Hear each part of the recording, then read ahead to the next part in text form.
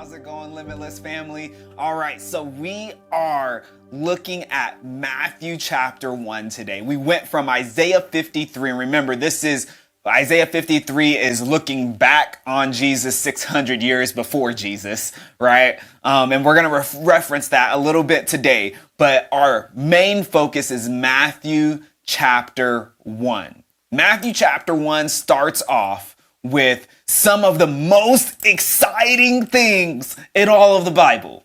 Genealogy. I know you guys are so excited, right? Those list of names of this person begot that person, and this person had this person's baby, and this was the baby mama of that guy, and blah, blah, blah. You know, those are so exciting to read, right? But here in Matthew, and we also see another genealogy in the Gospels, these are actually really important, especially when it comes to the genealogies of Jesus. These were to help record history, but also to prove points. And some of the points made through Jesus's genealogy is one, him being the son of Adam, right? Being the son of man. And tracing his lineage all the way back to Adam in one genealogy. And another one being that he was from the line of Judah, son of Abraham, from the line of Judah, meaning that he fulfills these prophecies that were spoke of him. And so with Matthew, that's that one from the line of Abraham that traces the line through Judah, saying that he's a son of Abraham. He's a descendant from Judah, which meant that he could be this chosen Messiah that God was to send. And something that is really important, I want to point out with three different names in his genealogy. Okay, remember these names, all right? Are you guys ready? Remember these names. Before we get into that, we want to talk a little bit more about genealogies, right? Kids, I have an activity for you, all right? These genealogies are people's pretty much writing down their family tree, right? Tracing a line back to a great grandparent, right? What we want you kids to do with the help of your parents, the help of your family members, we want you to make a family tree. Start writing out a family tree, all right? And put as many branches to that as you possibly can.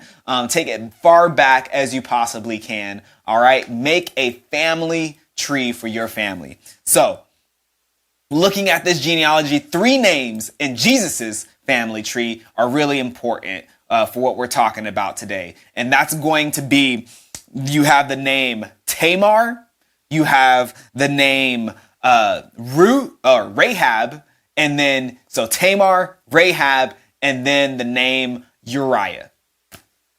Tamar, Rahab, and Uriah. You guys, something that's so cool about these names is it really touches in with the second verse in Isaiah 53. So let me go ahead and read that real quick. All right. It says, "For he grew up before him like a young plant, and like a root out of dry ground. He had no form or majesty that we should look at him, and no beauty that we should desire him."